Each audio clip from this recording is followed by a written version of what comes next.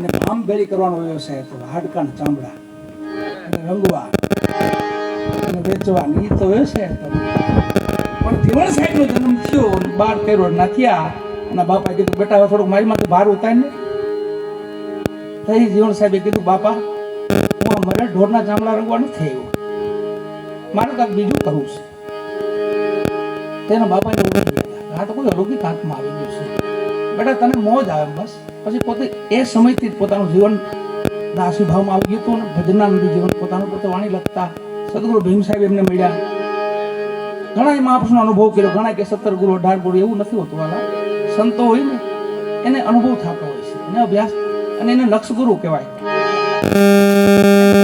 કાગા જાય ને ધક્કો માણસો કાગા જાય, જે મંજિલે જવાનું છે ત્યાં પોગાડીએ એટલે વાત ખોટી.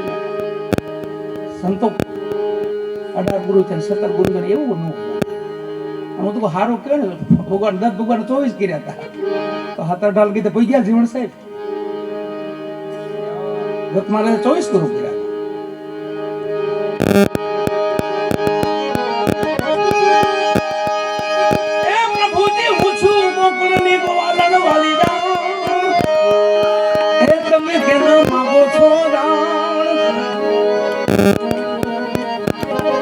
દાસી જીવન સત ભીમના ચરણે